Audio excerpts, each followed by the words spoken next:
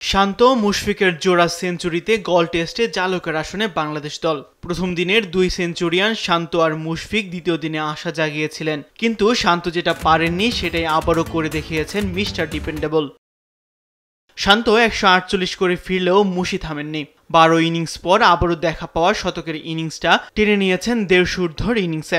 তবে এই ঘটনা মুশির জন্য প্রথম নয়। মুশফিকের কেরিয়ারে টেস্ট শতক 12টা, তার মধ্যে 150-তে রূপান্তরিত করেছেন 7 বার। ঠিক এই জিনিসটাই টেস্টে মুশিকে বাংলাদেশের আর সবার থেকে আলাদা করেছে।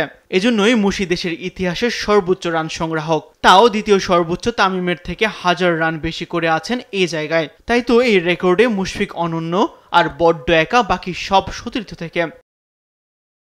মুশির ডবল সেঞ্চুরি 3টা, স্বাভাবিকভাবেই দেশের সবচেয়ে বেশি। আবার 150+ রানের ইনিংসও 7টা, স্বাভাবিকভাবেই দেশের সবচেয়ে বেশি। মুশফিক ইনিংস ক্যারি করায় বাংলাদেশ আর সবার চেয়ে আলাদা। সেঞ্চুরি করেই কেবল কাজ শেষ করেন না,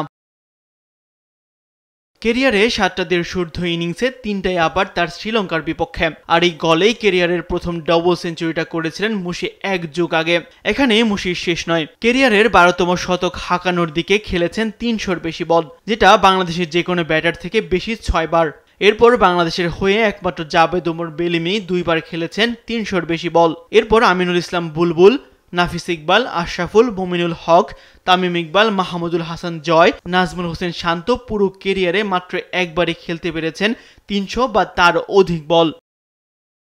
শুধু এখানেই শেষ নয়, গল টেস্টে 112 রান করতে তিনি টপকে গেছেন অ্যাডাম গিলক্রিস্টকে। 3 সংস্করণ মিলিয়ে কখনো বোলিং না করা ব্যাটসম্যানদের মধ্যে 10,000-এর বেশি রান আছে মোট 8 জনের, যেখানে ক্রিকেট ইতিহাসে কখনোই বোলিং না করা ক্রিকেটারদের মধ্যে সর্বোচ্চ রান এখন মুশফিকুর রহিমের দখলে। তাসবিহ শরণ, স্পোর্টস ডেস্ক, দেশ টিভি।